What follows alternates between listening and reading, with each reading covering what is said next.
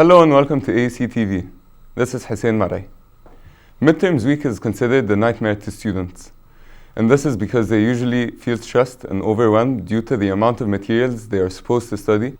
As a result, AUC Student Union organized a yoga session on October 9th to help students relieve their stress, which they are suffering from because of the midterms. Many students are attending this session with the goal of streaming off the midterm stress and breathing fresh air to feel more relaxed in order to be able to do well in the exams. I came here today because I felt very stressed. Well, I think this is an amazing opportunity to de-stress, especially from midterms, from studying exams and all the assignments and stuff. So I tell everyone to come and join because it's really an amazing opportunity to feel like you're not actually in university. Diala, who is leading the session, is a coach at HIT Egypt, a yoga teacher and a nutritionist. She was also a former tennis player. The session is repeated each semester for students to help them do well in their academic life. AUC's cafeteria delays its opening once again. Set to open during the first week of October, they are falling behind schedule yet again.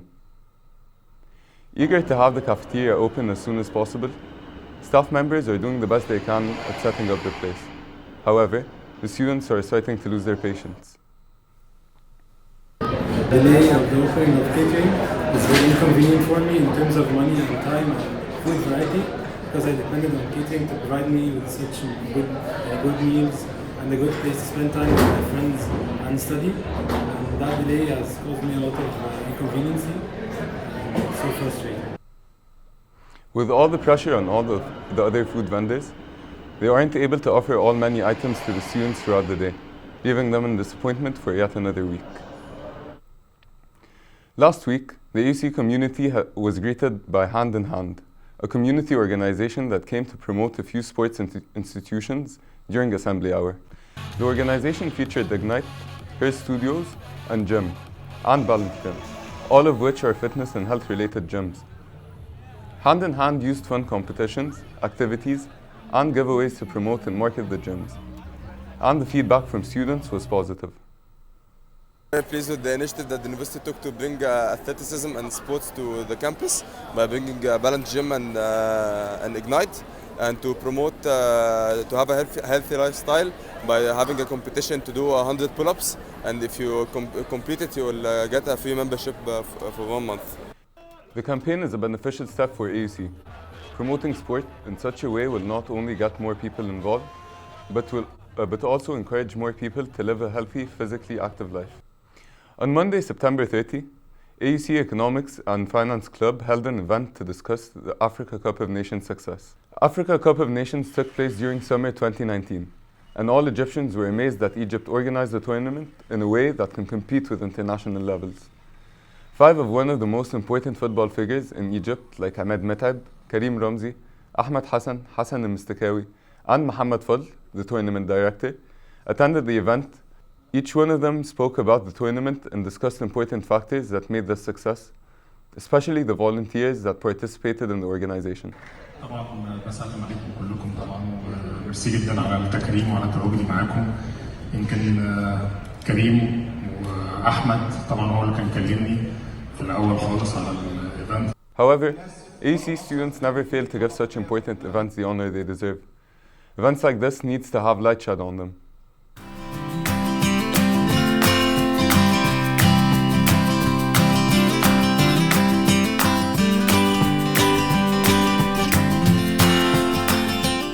To our interview segment. Today we have Heidi Morsi, Olympian, 3-time Youth World Champion, and has qualified to the Tokyo Olympics of 2020. Hi. Hi Heidi. Hi. How are you? I'm good, how are you? So Heidi, how did you first choose your sport? Okay, so first thing I want to say, what is modern pentathlon? Modern pentathlon, it's 5 different disciplines in one sport. They are swimming, running, fencing, shooting, and horseback riding. So I started when I was 7 in Gezira Club. I started only with the swimming, and then they told me that I can start modern pentathlon at this age because I was only 7. So I was like, okay, I want to try different sports. So I was like, okay, I'm gonna start with modern pentathlon and with the swimming too. and then after I continued in only modern pentathlon and I left the swimming. But when I was young, when I was only 7, I started with swimming and running, and that's it. Because when you are young, you cannot start the 5 disciplines all together, so you have to pick the most important ones, and then you continue with, for example, like after 1 year or 2 years, you start with fencing, shooting, and then horseback riding the last thing. And like, when was your first championship where you played all 5 sports of the modern pentathlon? The 5? Yeah. Well, the first one was end of 2014, beginning of 2015. Yeah, Okay. was.